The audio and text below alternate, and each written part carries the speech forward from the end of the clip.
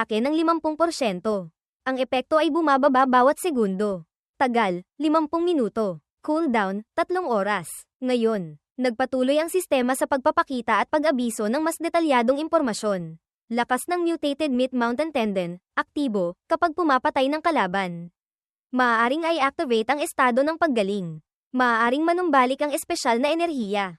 Mental na lakas, mga sugat, at pisikal na lakas, sa bawat pagpatay ng isang kalaban. Lahat ng pangunahing katangian maliban sa mental na lakas dagdag 1, hindi nagpapatong.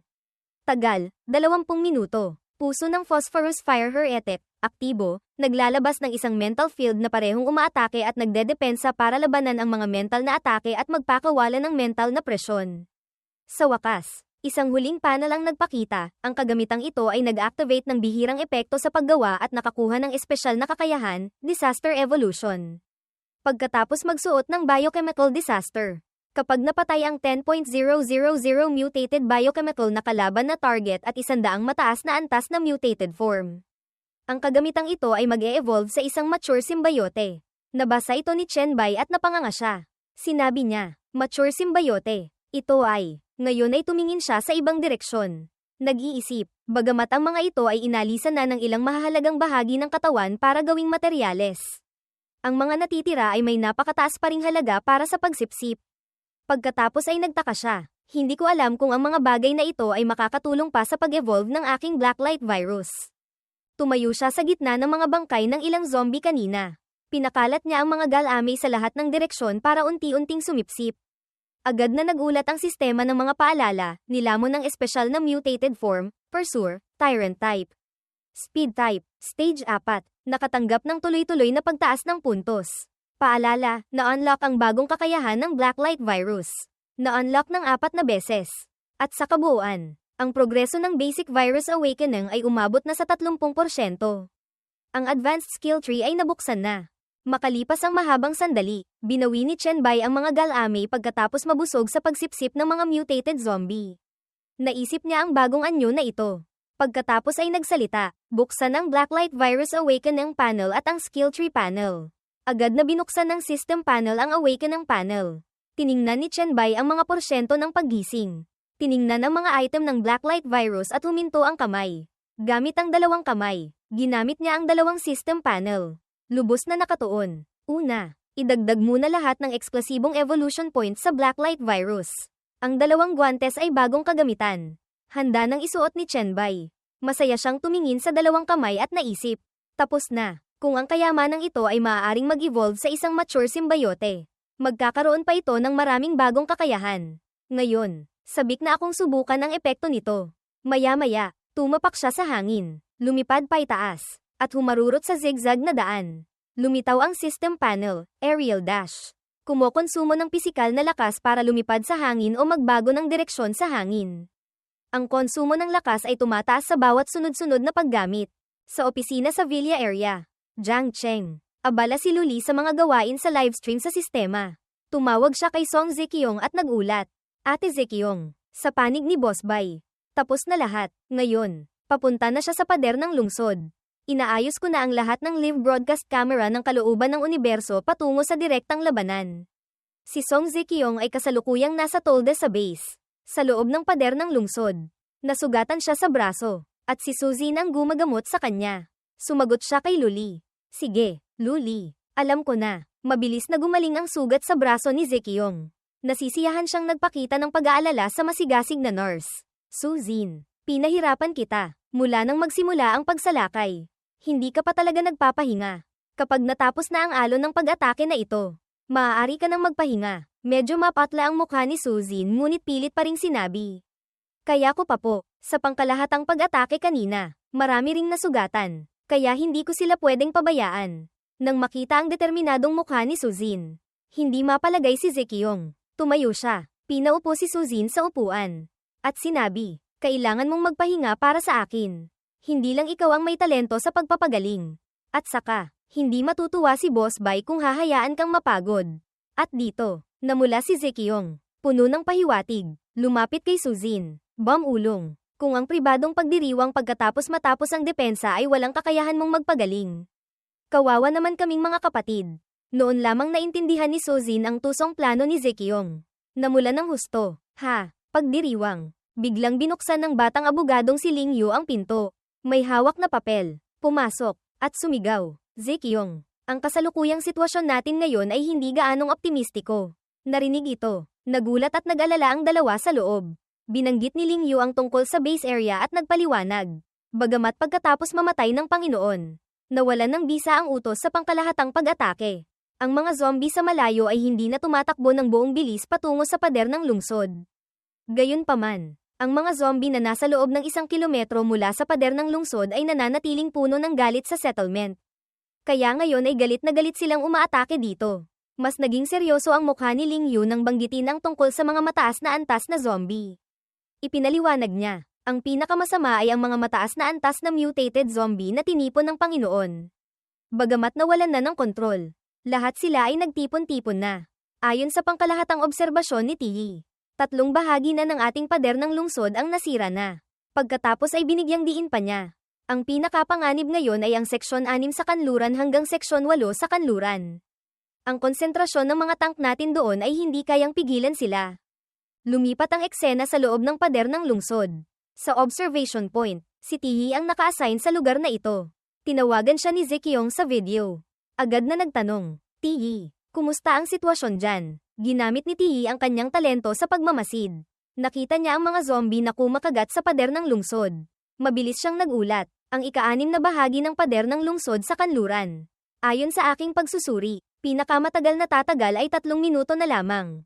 Kailangan ng agarang suporta. Ang pader ng laman at dugo ay mas mabilis na kinakain kaysa sa kaya nitong lunukin at magpagaling sa sarili.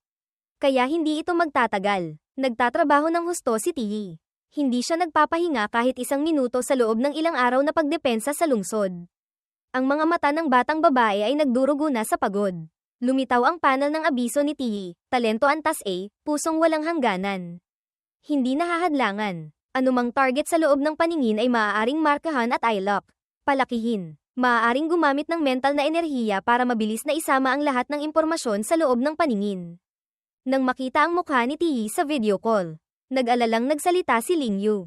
Mula nang magsimula ang pangkalahatang pag-atake, ginamit na ni Tiyi ang kanyang kakayahan para obserbahan ang buong larangan ng digmaan at tumulong sa pag-mobilize at pag-utos. Ang kasalukuyang estado niya ay napakasama. Walang sinabi si Song Zekyong. Labis siyang naantig sa determinasyon ng mga babaeng ito. Naisip ni Song Zekyong, napakagaling ng panlasa ni Munting Jia sa mga kaibigan at lalaki. Ngayon ay lumingon siya. Nagdagdag ng ilang salita kay Ling Yu. Ngayon, susuportahan ko ang direktang labanan. Sabihan mo ang lahat na kunin si Tiyi at pilitin siyang magpahinga. Agad na sumagot si Ling Yu. Naiintindihan ko. Sa ibang pangyayari, sa ibabaw ng pader ng lungsod, settlement area, dinala ni Song Jia kasama ang maraming propesyonal na manlalaro para suportahan. Hawak niya ang sandata habang mayabang na nagsasalita ng malakas. Ate Lan Zuong, nagdala ako ng mga tao para tulungan ka. Alam ang lakas ni Song Jia. Agad na iniunat ni Lan Zuong ang kamay para pigilan siya. Sumigaw siya ng malakas. Huwag kang pumunta rito. Napakabilis nila. Hindi kayo makakatulong. 3 mataas na antas na evolved zombie ang pumapalibot kay Lan Zuong. Tumatalon sila pabalik-balik. Umiiwas sa mga atake niya. Pakiramdam niya ay hindi niya kayang harapin ang 3 ito ng mag-isa. Napilitang sumigaw si Lan Zuong. Lahat, tulungan ninyo ako ngayon. Biglang sumugod si Chen Bai. Dumaan siya kay Song Jia. Sinabi, malinaw na nagbilin si Lan Zuong na huwag kang makialam. Bakit ka pa nanggugulo? Nagulat si Song Jia sa paglitaw niya. Naguguluhan siyang tumawag. Chen Bai. Lumipad si Chen Bai. Iwinasiwas niya ang 2 kamay. Ginamit niya ang skill na whirlwind slash. Saan man siya dumaan, ang mga zombie ay agad na napaparalisa. Sinabi niya, bilisin mo. Iuwi mo ang mga tao. Sabihin mo sa lahat, patay na ang zombie lord. Ang mga susunod na mangyayari, ipaubaya niyo na sa akin. Narinig ni Song Jia ang impormasyong ito. Masaya siya at nagulat na hindi makapagsalita. Patay na ang Panginoon. Boss Bai, nakabalik na. Ngayon, ang kumpol ng mga zombie na ito ay hindi na dapat katakutin. Nagpakawala si Chen Bai ng isang atake na nagpabitak sa lupa. Puminsala sa daan-daang nilalang. Namangha si Song Jia sa lakas na iyon. Natulala siya. Ground-shattering strike. Tapos na ang laban. Pinalitan niya ito ng anyong latigo sa kamay. Ang mga galamay na virus ni Chen Bai ay nagbago. Humaba ng 10 metro. Ginamit niya ang lakas. Hinampas ang malaking latigo. Nahati sa gitna ang kumpol ng mga zombie. Tumilapon sila sa lahat ng dako. Ipinasa ni Song Jia ang salita ni Chen Bai. Tumayo siya sa pader ng lungsod. Sumigaw para marinig ng lahat ng lugar. Buong lakas na pumatay ng kalaban. Patay na ang Panginoon. Nakabalik na si Boss Bai. Tiyak na ang tagumpay. Si Chen Bai. Ang buong katawan niya ay nagpakawala ng daloy ng virus para sa pagsubaybay at paghahanap gamit ang init. Ang buong katawan niya ay nagniningning sa lilang liwanag. Sumigaw si Chen Bai ng malakas. Utos. Patayin. Pagkatapos ng salitang ito, mga matutulis na haligi mula sa lupa ang tumusok. Pinuksa ang lahat ng kalapit na nilalang. Sa isang atake lamang, mataas na antas na Earthborn skill. Sumigaw din si Song Zekiong. Patayin. Ngayon, lahat ay comfortable nang nagpakawala ng sukdulang lakas ng mga skill para pabilisin ang pagtatapos ng labanan. Ginamit ni Song Zekiong ang Purple Crystal Thorn. Maraming halijing bakal ang sumugod. Pinuksa ang mga zombie. Sumunod din si Meng Meng sa sigla. Pinakawalan niya ang malakas na puwersa ng apoy. Sinunog ang isang malaking grupo ng mga zombie. Ang labanan at paglilinis ay tumagal pa ng 4 na araw. Ngayon ay mas tahimik na. Sa paligid, makapalang usok at alikabok. Mag-isang nakatayo si Chen Bai. Tinitingnan ang paligid. Lumapit si Song Zekiong. Masusi niyang tiningnan ang paligid at sinabi, ang pinsala sa labanang ito para protektahan ang lungsod ay mas malaki kaysa sa inaasahan ko. Lumabas si Song Zekiong at sinabi, tama ka. Ang pader ng lungsod ay halos ganap ng nawasak. Ito ay isang labanan na tumagal ng 5 araw. Tiningnan niya ang abo at mga bangkay sa lupa. Sinabi, lahat tayo ay masyadong minaliit ang ating tibay at minaliit ang tindi ng labanan. Kung wala ka at si Meng Meng, tiyak na hindi tayo makakatagal. Biglang lumitaw si Lido. Ngumiti siya ng malapad at nagsalita. Sa tingin ko, dapat kayong maging masaya. Pagkatapos matukoy ang tagumpay, agad na dumating si Lido at binati ang tagumpay na nakamit ng buong base at ni Chen Bai. Bagamat ang larangan ng digmaan ay mukhang medyo kalunos-lunos, ang bilang ng mga namatay ay mas mababa kaysa sa inaasahan ko. Binabati ko kayo sa perpektong pagkumpleto ng misyon. Tumayo si Lido sa isang mataas na pader. Sabik siyang nagsalita tungkol sa susunod na misyon ni Chen Bai at ng buong base. Ngayon, oras na para itayo ang inyong lungsod-estado. Ito ang hamon pagkatapos ng pagbaba ang unang lungsod-estado. Ito ay nakakuha ng atensyon ni Song Zekiong at Chen Bai. Tumingala silang dalawa na may bagong pag-asa. Agad pagkatapos ng salita ni Lido, lumitaw ang system panel. Kalooban ng universo, ang misyon sa pamumuhunan ng gintong utos sa pagbuo ng lungsod Antas S ay nakumpleto na. Naipamahagi na ang gantimpala ng misyon. Tumingala si Song Zekiong. Hinawi ang buhok. Nagtanong, kung gayon, ibig sabihin ba nito ay matagumpay na ang pagtatayo ng lungsod? Wala nang iba pa. Narinig ito ni Lido. Sumagot, syempre hindi. Si Chen Bai, na kanina pa hindi nagsasalita, ngayon ay hinawakan ang kamay ni Song Zekiong at sinabi, tara na. Pumunta tayo sa lugar kung saan mo ginamit ang utos sa pagbuo ng lungsod. Naguguluhang tumingin si Song Zekiong sa kanya. Sa paanan ng bundok Dongshan, settlement sa Jiangcheng, dito lumitaw ang isang globo. Naglalabas ito ng berdeng liwanag. Nagtipon ang mga tao, tumingin, at nagtanong, ano ito? Walang sino man ang nakakaalam sa paglitaw ng kakaibang bagay na ito. Hindi ko alam. Bigla na lang itong lumitaw. Isang lalaking nakatayo sa itaas ang sumigaw pababa. Lahat, mag-ingat. Ang globo ay gumalaw, umikot sa lupa, at nagliwanag ng mas matingkad. Sa loob nito, makikita ang isang kastilyo. Ipinapakita ng system panel, puso ng lungsod. Eksplosibo. Tanging ang evolved na si Song Zekiong at ang taong pinahintulutan niya lamang ang maaaring gumamit. Pagkatapos gamitin, maaaring magtayo ng lungsod-estado. Ang globo ngayon ay lumulutang. Umaakyat pa itaas malapit sa taas ng tao. Nabasa ito ng lahat. Ngayon lamang nila nalaman kung ano ito. Isang binata ang akmang aabutin ito at sinabi, ito ang puso ng lungsod. Ang puso ng lungsod ay pag-aari ni Ginang Song Zekiong. Sa mismong sandaling ito, isang tao ang nakakita ng abiso. Dumating na si Boss Bai at ang Reyna Song. Lumipad ang globo ng mas mataas at lalong lumaki. Naglalabas ng mas matinding berdeng liwanag. Hinawakan ni Chen Bai ang kamay ni Song Zekiong. Pumunta para tingnan. Sumigaw siya. Oh, dito ito gagamitin. Habang humahakbang si Song Zekiong, sumagot agad siya. Oo, bago gamitin. Espesyal kung hinanap ang isang eksperto sa pagpaplano. Ang lokasyon dito ay napakaangkop. Tumingin si Song Zekiong pababa at nilinaw pa. Ang lugar na ito ay sumasakop sa bulubundukin at kapatagan. Napapaligiran ng mga bundok. Ang ilang mahahalagang istruktura at mapagkukunan ay maaaring ilagay dito. Mayroon ding malaking kapatagan sa Jiangcheng at isang daanan ng tubig na tumatawid sa settlement na maaaring gamitin sa transportasyon. Lumapit si Chen Bai sa kanya. Malapit at lubos na nasisiyahan. Sinabi, hindi katakatakang ikaw. Napakadetalyado ng pag-iisip mo. Tara na, itatag natin ang ating lungsod-estado. Sumulyap si Song Zekiong kay Li Dou. Medyo hindi siya komportable. Sandali, may gusto akong itanong sa inyo. Ginoong Li Dou. Lumingon si Song Zekiong. Matatag siyang nagtanong ng diretso sa kanya. Paumanhin, mahal na Ginoong Li Dou. Bagamat ito ay inyong pamumuhunan para sa akin. Gusto kong gawing pinuno ng lungsod si Bai. Inayos ni Li Dou ang kanyang sombrero. Nilinaw niya, hindi mo kailangang tanungin ako. Ang puso ng lungsod ay pag-aari mo na. Kailangan mo lamang tuparin ang pangakong itatag ang samahan ng mga ngalakal na goblin sa sentral na lugar. Mula sa likuran, doon sa malayo, ginamit ni Li Dou ang kanyang lakas. Sumigaw, sige na, ibinigay ko na sa kanya ang autoridad. Tiningnan ni Chen Bai si Song Zekiong nang may pagmamahal. Tumango ng bahagya, para silang hari at reyna. Ngayon, lubos nang ipinagkatiwala ni Song Zekiong ang lahat sa kanya. Lumitaw ang system panel, paalala ng kalooban ng universo, natanggap mo ang autoridad. Nais mo bang gamitin ang puso ng lungsod? Hinawakan ni Chen Bai ang globo. Sumigaw siya ng malakas at malinaw. Oo, agad na nagliwanag ang globo ng mas matingkad kaysa dati. Lumitaw ang isa pang system panel, paalala ng kalooban ng universo, pangalanan ng lungsod-estado. Numero, S1. Nag-isip si Chen Bai ng matagal. Tinitigan niya ito ng masusi na parang may ibig sabihin. Naisip niya, oras na para balikan ang paghihiganti. Nagbago ang ekspresyon ni Chen Bai. Naging mas seryoso. Bumulong siya. By DCT. Nag-abiso ang system panel, paalala ng kalooban ng universo, matagumpay ang pagpapangalan. Na-unlock ang panel ng pamamahala ng lungsod-estado. Ngayon ay nag-abiso pa ulit, paalala ng kalooban ng universo, puso ng lungsod S1.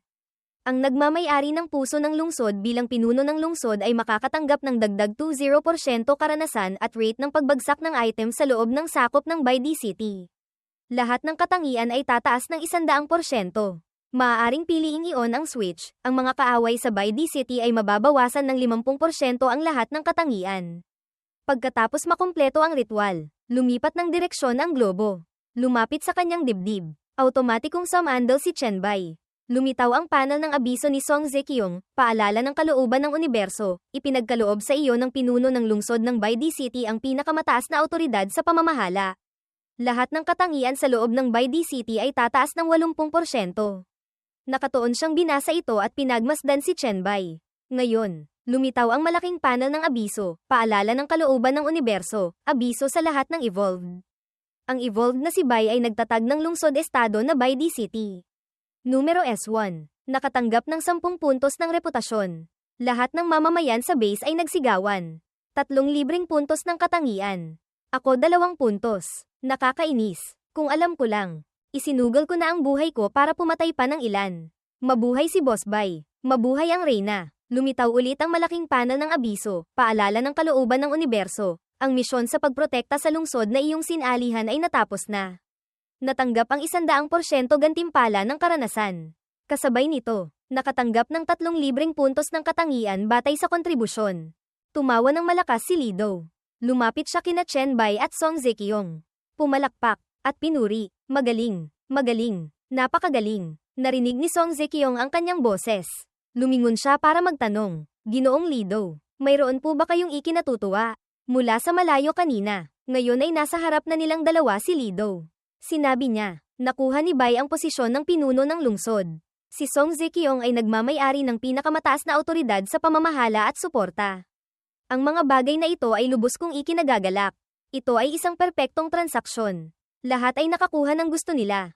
Pagkatapos sabihin ang lahat, itinaas niya ang kamay at nasisiyahang tinapos ang usapan.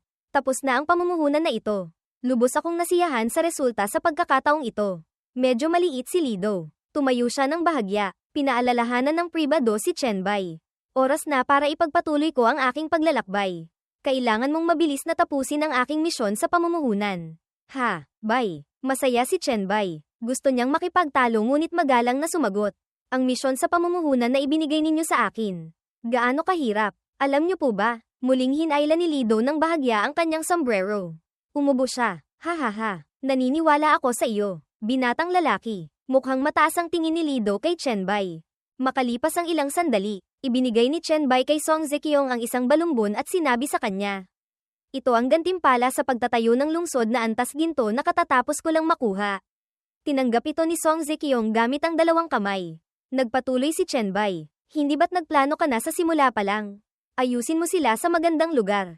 Hawak ang item at tinitingnan ang mga detalye sa system panel, supercomputing core, Galaxy Rank S, kumakatawan sa pinakamataas na antas ng siyentipikong teknolohiya sa supercomputing sa universo. Maaaring magdisenyo ng mga blueprint para sa paggawa ng mga mekanikal na kagamitan na ginagamit sa pagsubok. Nagtataglay ng napakataas na potensyal sa paglago. Nagtatakang nagtanong si Song Zekiong. Ito ay, sa ibaba, lumitaw ulit ang isang system panel na nagdedetalye, Integrated Automated Production Line A, maaaring isama sa supercomputing core para magsagawa ng automatikong produksyon. Kailangan lamang ilagay ang mga materyales para makumpleto ang buong proseso ng produksyon. Tinapak ni Chenbai ang balikat ni Song Zekiong. Nilinaw niya pa, ang mga uri ng sasakyan at makina na ginawa nito ay maaaring gamitin sa pagsubok. Sa mga bagay na ito, ang settlement ay uunlad ng husto. Tiningnan siya ni Song Zekiong. Naintindihan. Tumango bilang sagot. Medyo nag-aalangan ang mukha ni Song Zekiong. Nag-atubili siyang nagsalita, ngunit iba na ngayon. Kahit may mga baril, kinuha ni Chenbai ang isang balumbon. Itinuro niya ito at ipinaliwanag pa. Ang mga baril na ginawa ng linya ng produksyon ay maaaring hindi ang uri na ginagamit natin bago dumating ang katapusan ng mundo. Mayroon silang mga katangian. Kailangan mong alisin ang mga konsepto bago dumating ang katapusan ng mundo. Tiningnan niya ang panel ng pamamahala ng lungsod-estado na mukhang walang laman sa ngayon. Pagkatapos ay sumeryoso ang kanyang mukha at mas naging seryoso ang tono. Nagtapos, ngunit sa hinaharap, kapag mas marami ng eksklusibong blueprint ng arkitektura ng lungsod-estado, maguguluhan ka. Pagkatapos ay nagbigay ng halimbawa at nilinaw pa. Halimbawa, ang antas S na arkitektura na Creature Backup Center. Maaaring mag-clone ng iyong katawan para magkaroon ka ng pangalawang buhay. Ang antas S na Anti-Gravity Foundation. Maaaring tumulong sa atin na gumawa ng isang lungsod sa kalangitan. Ang mga bagay na ito ay mga blueprint ng disenyo na tanging ang mga lungsod-estado na antas S lamang ang maaaring gumamit. Masayang hinawakan ni Song Zekiong ng mahigpit ang dalawang tubo ng item. Determinado siyang nagsabi, naiintindihan ko na, ang ating lungsod-estado ay tiyak na magiging pinakamalakas na lungsod-estado sa hinaharap. Ang kailangan ni Chenbai ay naibigay na kay Song Zekiong. Natahimik silang dalawa. Biglang may tumawag. Guro, guro. Nagulat silang dalawa. Si Meng Meng. Ang bata ay muling masayang tumawag kay Chenbai na parang tatay niya. Sa pagkakataong ito, ang pagpatay ng mga halimaw ay napakasaya. Sa mundo ng panaginip, nabuksan ko ang 3 bagong kakayahan. Agad na nag-abiso ang sistema ni Chenbai. Paalala, ibinahagi ni Meng Meng ang description ng kakayahan sa iyo. Ang partikular na nilalaman ay ipinakita ng sistema, pinalakas na Dream Totem, White Noise. Ang Dream Totem ay maaaring maglabas ng iba't ibang uri ng tunog na nagpapatulog sa mga tao. Pinalakas na Dream Totem, Sleepwalking Bravery. Ang kakayahang manghipnotismo ng Dream Totem ay pinalakas ng husto. Kasama ang function ng mental suggestion, na nagpapaluwag sa atensyon at nagwawasak nito. Natapos basahin ni Chenbai. Agad siyang pumuri, magandang pinili, ngayon. Ang Dream Totem ay hindi na kailangang titigan para mapatulog ang mga tao. Kasama ng Sleepwalking Bravery, kahit sa pakikipaglaban sa totoong mundo ay magagamit ito. Tuwang-tuwa si Meng Meng. Napangiti siya ng todo. Sinabi, masyado niyo po akong pinupuri. Guro, hindi ba't ito ang kombinasyon na sinabi ninyo sa akin pagkatapos tingnan ng skill tree? Agad siyang lumapit sa balikat niya at itinuro ang sistema.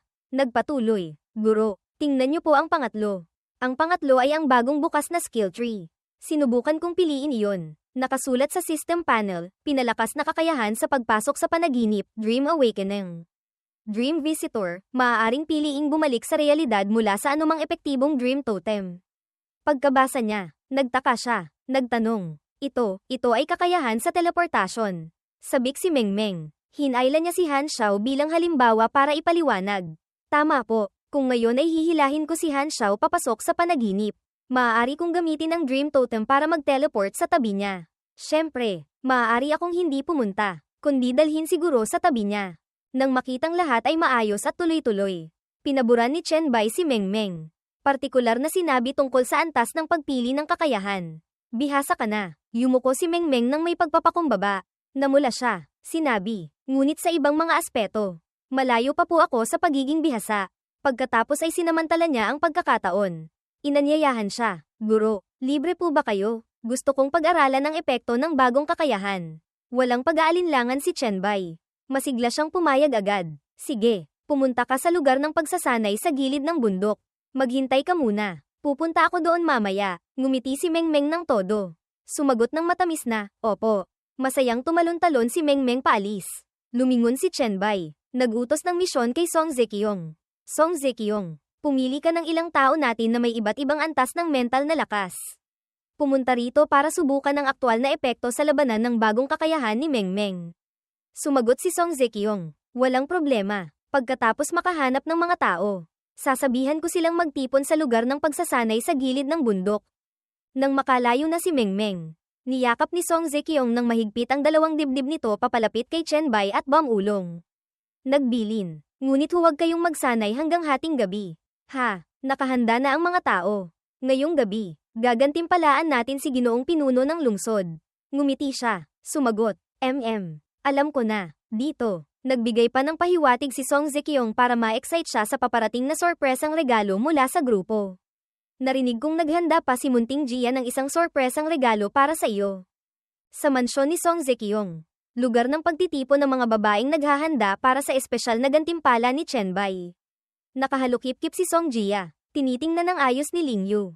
Nag-assess. Okay ito. Ito na ang piliin natin. Ngayong gabi ay pamamahalaan ni Song Gia. Ibinuhos niya ang lahat ng kanyang puso para bigyan si Chenbai ng malaking regalo. Lumingon si Song Gia. Nagsalita sa lahat. Mga ate, may kumpiyansa ba kayong sumunod sa akin para mapasuko si Chenbai sa labanan ngayong gabi? Bago bumalik si Chenbai, napakasigla ng kanyang harem. Bawat isa ay nag-aalalang mag-warm up para harapin ang labanan sa villa.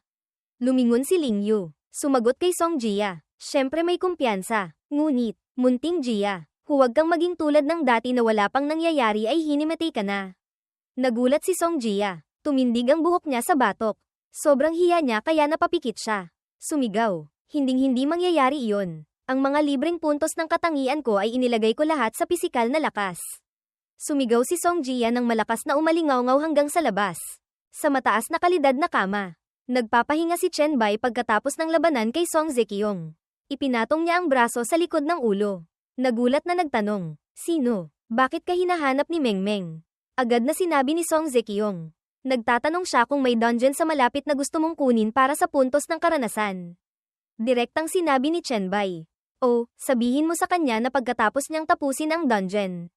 Hanapin niya ako. May ipapagawa ako sa kanya. Sumandal si Song Zekiong sa kanyang balikat. Nagpatuloy. Sige, nasabi ko na sa kanya. Binanggit ni Song Zekiong ang isyu ng lakas. Lumapit siya. Tumingin sa kanya. Inulit ang kagustuhan ng lahat. Tama pala, Boss Bai. Lahat kami ay gustong maturuan mo ng kaunting GKO sa labanan at pagpili ng kakayahan. Habang masayang nag-uusap, si Song Gia mula sa kung saan ay sumulpot mula sa ilalim ng kumot. Nagulat sina Ina at Chenbai. Tama. Nagulat silang dalawa. Pagkatapos ay umakyat siya sa ibabaw ni Chenbai sa tamang-tamang posisyon. Hinaplos ni Chenbai ang buhok at may pagmamahal na sinabi. Ang iyong antas na skill tree ng talento ay kitang-kita na agad. Maging ang mga sanga ay hindi marami. Gusto mo pa bang turuan? Tumango si Song Gia. Gusto ko. Nanlaki ang mata niya at lumuwag ang mga kalamnan ng mukha. Marahang nagsalita. Sige na nga. Pareho nilang kinuha ang screenshot ng skill tree. Ipinadala sa kanya. Ang mga babae sa kanyang harem, na nakatago sa ilalim ng kama, ay biglang lumitaw. Ginulat si Chenbai. Bawat isa ay nakahanda na sa masarap na kulay. Ngumiti si Chenbai nang may kasiyahan. Sige. Pagkatapos ay tiningnan ni Chenbai ang system panel. Hindi siya nagmadaling kumilos. Hinaplos ang baba. Nag-isip. Star Pupil Antas S, 3 linya ng ebolusyon, hindi kakauntiha. Sumagot si Song Zekiong. Ano sa tingin mo? Pakiramdam ko. Ang direksyon ng Purple Star Evolution ay napakakapaki-pakinabang. Nagpatuloy si Chenbai. Ngunit ikaw ay isang reyna. Hindi isang mandirigma. Ang focus mo sa pag-upgrade ay dapat pangunahing itaas ang Purple Pupil Evolution. Dagdagan pa ang mental fortification. Sa imahinasyon ni Chenbai, si Song Zekiong ay nakaupo sa trono ng reyna. Sinabi niya. Purple Pupil Mind Observation. Profound Boundless. Noble Pupil. Ang mga kakayahang ito ay tumutulong sa iyong maunawaan ang kalaban. Dagdag pa ang bagong kakayahan sa pagkontrol. Angkop sa iyo. Tumingin si Song Zekyong ng mas malapitan sa system panel. Sinabi niya. Purple Pupil Mind Observation. Nakikita ang mga katangian, masyadong malaki ang agwat sa mental na lakas. Maaari pang ang magbasa ng isip. Profound Boundless. Ngayon, hinaplos din ni Song Zekyong ang kanyang baba tulad niya. Nagsalita, kung titingnan kita, mahuhulog ako sa estado ng pagkatulala, mawawalan pa ng kamalayan sa direksyon. Noble. Iwinasiwas ni Chen Bai ang kamay. Tumingin sa likuran. Sinabi niya, susunod ay ang pangkalahatang ideya ng iyong antas ay nakakayahan. Nahihiyang umubo si Tiyi. Dalawa lang po ang skill tree ko. Itinuro ni Chen Bai ang system panel at pinaikot ito patungo sa kanya. Sinabi, ang X skill tree, walang problema. Ituro mo muna ito, a vision threat, sa loob ng kitang-kitang paningin. Maaaring lumikha ng target na banta. Pagkatapos ay itinuro niya pa. What I see, ito at ang mga kasamahan ay nagbabahagi ng kakayahang vision threat. Sa hinaharap, ikaw ang magiging kailangan na suportang antas Diyos. Masunuring lumapit si Tiyi. Bahagyang ngumiti, masaya siyang nagsabi sa kanya. Gagawin ko po ang lahat ng makakaya ko. Mabilis kong i-unlock ang dalawang kakayahang ito. Tiningnan ni Chen Bai nang may pagmamahal ang magandang babae. Pinasigla, sige lang. Ang iyong pangunahing kakayahan at mga skill ay talagang napakagaling na. Ngayon ay si Luli naman. Lumingon siya. Nagsalita, Luli, ang iyong illusion projection antas B, sa totoo lang. May isang kakayahan na maaaring lumikha ng himala. Nagulat din si Luli. Itinuro ang sarili. Nagsalita, ako po, ang mga kakayahan ko, tiningnan ko na pong mabuti lahat. Wala namang kakayahang makapinsala ha. Agad siyang lumingon sa system panel. Itinuro kay Luli. Hindi. Tingnan mo itong perceive illusion as reality. Ang kakayahang ito ay may kakaibang epekto. Ang kaaway na hindi nakakaunawa sa ilusyon, ang ilusyon. Para sa kaaway, ay katotohanan. Naintindihan mo ba? Kung naniniwala siyang totoo ang nuclear bomb sa ilusyon. Kung gayon, talagang sisibog siya dahil sa nuclear bomb. Sumandal siya sa unan at ipinaliwanag. Ito rin ang dahilan kung bakit walang description ng pinsala ang kakayahang ito. Dahil lahat ng bagay ay posible. Noon lamang napagtanto ni Song Zekyong at nagpahayag ng damdamin. Binanggit si Lan Zuong NHI. Ang kakayahang ito ay masyadong abnormal. Ito ba ay talento antas B? Tumingin si Chen Bai. Ipinaliwanag. Hindi rin. Sa talento ni Zuong NHI. Walang kakayahang magpanggap ng lakas o aura. Ang purong ilusyon ay talagang madaling makita. Ang tagumpay ay nakasalalay sa KY Fuat ni Zuong NHI. Hindi nakalimutan ni Chen Bai ang kanyang unang pag-ibig. Lumapit siya. Binanggit si Suzin. Susunod. High-speed recovery antas B mo. Medyo nagulat si Suzin. Ipinatong ni Chen Bai ang kamay sa tuhod. Nagsalita tungkol sa kanya. Maaari mong ganap na balansehin ang pagtaas ng tatlong uri ng kakayahan, pagbawi ng lakas. Laman. Espiritu. Dahil ang mga kakayahan mo ay lahat epektibo muna sa sarili mo. Kailangang aktibong gamitin bago makatulong sa iba na gumaling. Pagkatapos ay tinitigan niya siya ng masusi at nagpahayag ng papuri. Ang kakayahan mo ay simple ngunit praktikal. Sa ngayon, wala pa akong nakikitang talento sa pagpapagaling na mas magaling sa iyo. Sumingit si Song Jia, niyakap ng mahigpit si Chen Bai. At naglalambing, tapos na si Ate Suzin. Dapat ako na ang susunod. Ha, pinisil ni Chen Bai ang pisngi ng gamer antas si sinabi. Sa wakas, sobrang galit ni Song Jia.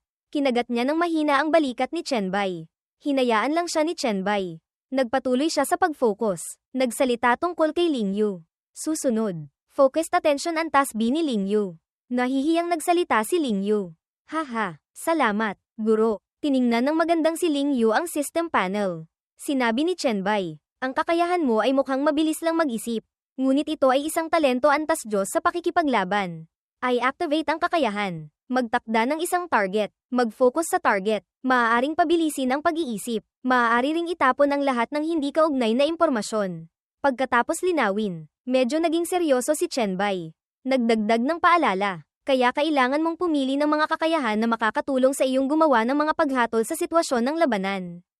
At magsanay ng isa laban isang labanan sa mga kaaway na may iba't ibang talento. Lumapit si Ling Yu. Ipinakita agad ang dalawang mapuputing pakwan. At sinabi, salamat, guro. Hayaan mong gamitin ni Lingyu ang kilos para pasalamatan ang inyong pagtuturo. Medyo natakot si Chen Bai sa kanyang katapangan. Sumandal siya. Nahawakan ang kamay ni Song Jia. Nagsalita siya. Ang taong ito ay tiyak na nakafocus sa iyo. Ngayon, kung sasaksakin ko siya ng isang beses, hindi niya mararamdaman. Biglang huminto si Chen Bai. Sinabi niya, HMM. Hindi ito pwede. Pamitik si Chen Bai. Nagpahiwatig na umalis si Lingyu. Akmang kikilos na. Hindi inaasahang pinigilan siya ni Chen Bai. Nagulat si Lingyu. Guro, dahil hindi pa niya tapos ang tungkol kay Lingyu. Nagpatuloy si Chen Bai ng mas detalyado. Kailangan mong kontrolin ang target sa oras na ikaw mismo ay pumapasok sa estado ng pag-focus. Kung hindi mo magagawa, ang talentong ito ay purong negatibo lamang. Maingat na nakinig si Lingyu at nangako. Naiintindihan ko na po, magsasanay akong kontrolin ang kakayahan. Naghihintay ng matagal si Song Jia. Lumapit ang munting bata, nagsabi, ako na. Nakadapa si Song Jia, masayang nakikinig. Maingat na pinag-isipan ni Chen Bai at sinabi tungkol sa kanya. Ang iyong talento sa katalinuhan antas si, pinapataas ang nakuhang karanasan at antas ng kasanayan. Magaling. Huwag mong palampasin ang anumang kakayahanan na maaaring gamitin. Pagkatapos ma-max out ang lahat ng puntos, magkakaroon ka ng 10 beses na pagkaunawa. Pagkatapos ay tumingin siya kay Song Jia ng mas nakatuon at sinabi. Ang mga bagay na kailangan mong pagsikapan pa ay ang 10 beses na bilis ng pag-aaral. 10 beses na kasanayan sa KY-FWAT. 10 beses na paglago. Sa oras na iyon, maaari mong matutunan ng lahat ng mga postura sa pakikipaglaban. Matutunan ng mabuti ang mga KY-FWAT sa pakikipaglaban. Matutunan ng husto ang mga paraan ng pakikipaglaban. Sumandal siya sa likod nang hindi siya inaasar. Bagamat ang iyong pisikal na lakas habang buhay ay hindi makakalampas sa akin. Ngunit gamit ang pino na KY-FWAT, hindi malayong sa pamamagitan ng sarili mo ay masakop mo ako. Mukhang gustong-gusto niyang asarin si Song Jia. Masungit na sumigaw si Song Jia. Chen Bai, salbaha. Alam mo lang akong apihin. Kakagaitan kita hanggang mamatay. Namula si Song Zekiong sa likuran. Nahihiyang ngumiti. Tumayo si Song Zekiong sa ibabaw ng kama at muling nagsalita sa lahat bilang pagtatapos. Para maghanda sa pagsusuri ng kakayahan ng bawat miyembro. Sige, ngayon, nagbigay na si Boss Bai ng mga direksyon para sa pag-unlad ng lahat sa hinaharap. Lahat ay dapat magsikap, huwag hayaang maliitin ang mga miyembro ni Boss Bai sa hinaharap. Sa oras na iyon, mapapahiya si Boss Bai. Sa silid, masayang nagsigawan ng maraming babae. Opo, tiyak na gagawin namin ang lahat ng aming makakaya. Si Bai Shuang, na nakatayo sa labas, narinig ang lahat. Napansin niyang sa harem ni Chen Bai. Si Bai Shuang ay halos bihira lumitaw. Huminga siya ng malalim. Nagsalita, ang pagtuturo ni Boss Bai sa mga linya ng kakayahan. Gusto ko rin sana. Sa ibang pangyayari, bahagyang iminulat ni Han Xiao ang kanyang mga mata. Sa kasalukuyan, si Chen Bai ay nasa silid tulugan ng bahay ni Han Xiao sa Magic City.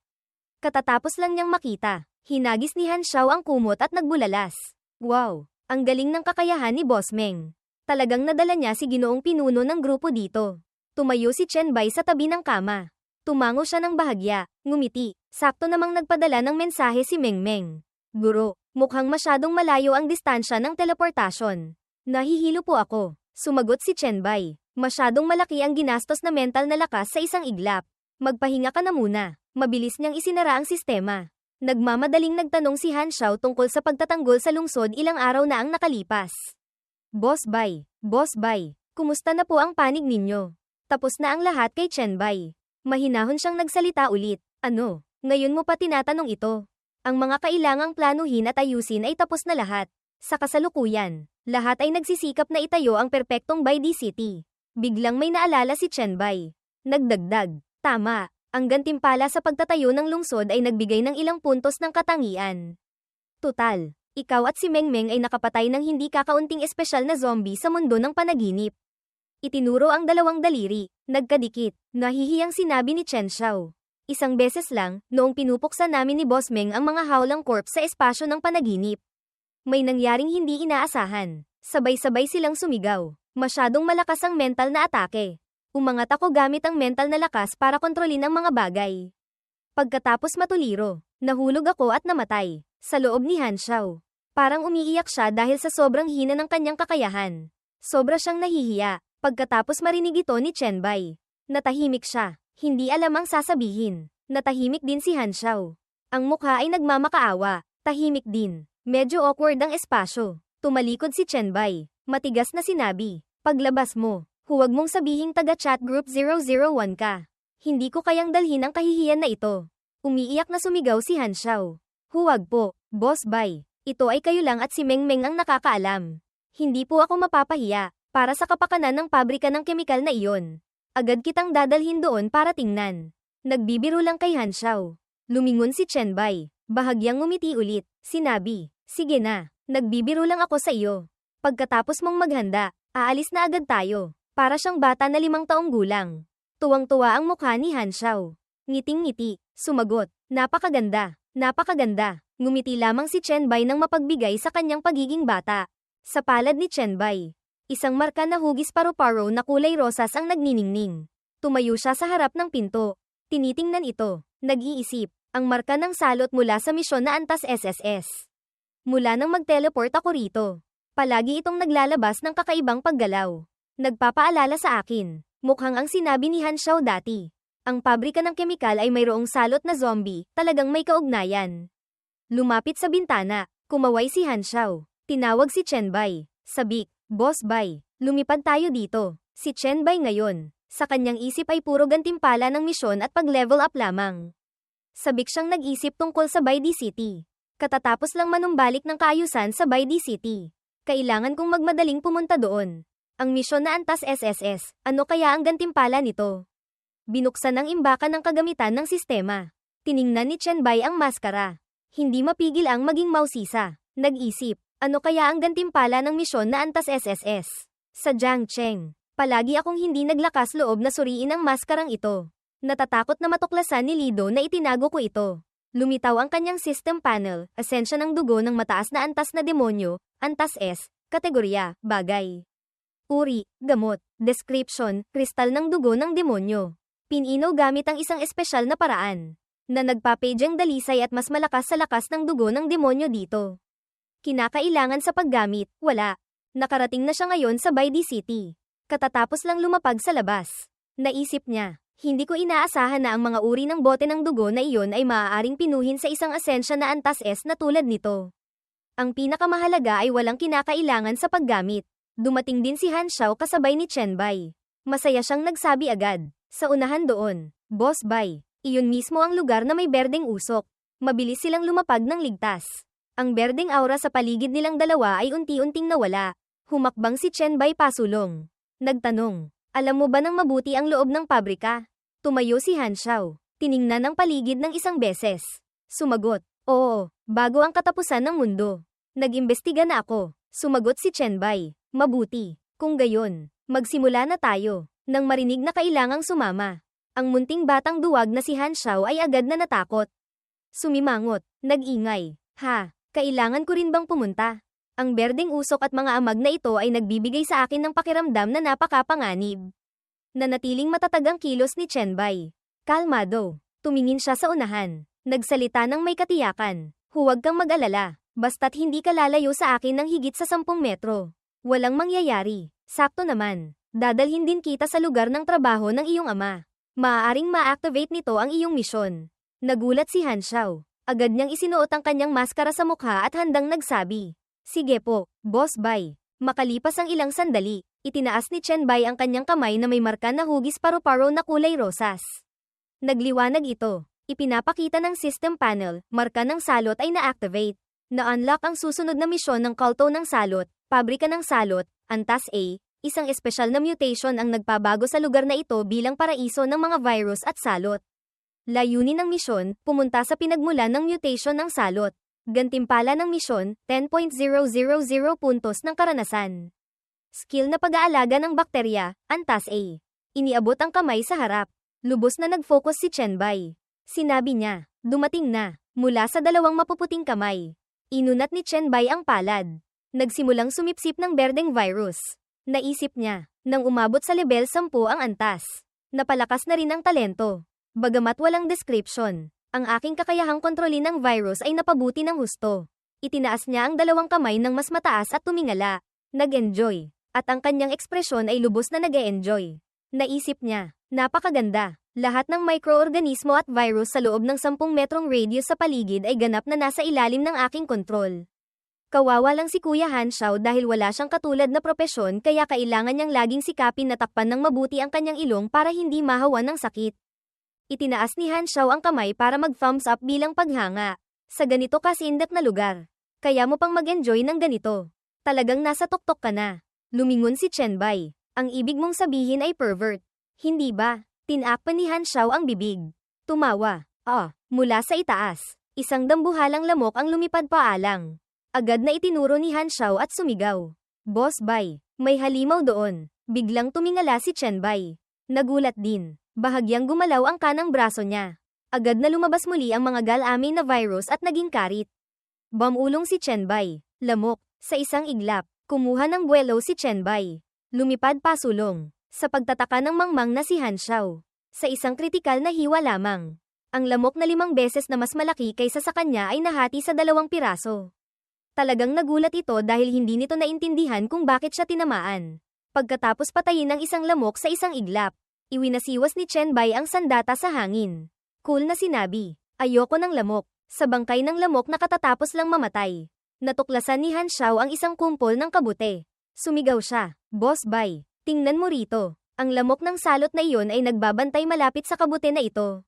Baka ito ang materyales para sa dungeon. Malakas na nagbabala si Chenbai dahil sa pagkamausisa ni Hanshao. Huwag mong galawin. Kung gusto mong mamatay ng madali, amuyin mo lang ng kaunti. Magsimula sa bulok na baga. Mas kaunti ang sakit kaysa magsimula sa kamay. Akmang hahawakan na sana. Ngunit nang marinig iyon, mabilis na umiwas si Hanshao. Nag-aalangan siyang, heto. Ginamit ni Chenbai ang kamay. Walang sapin. Para bunutin ang nakal-alasong kabute. Marahan siyang nagsabi. Ito ay kombinasyon ng virus ng salot at bakterya.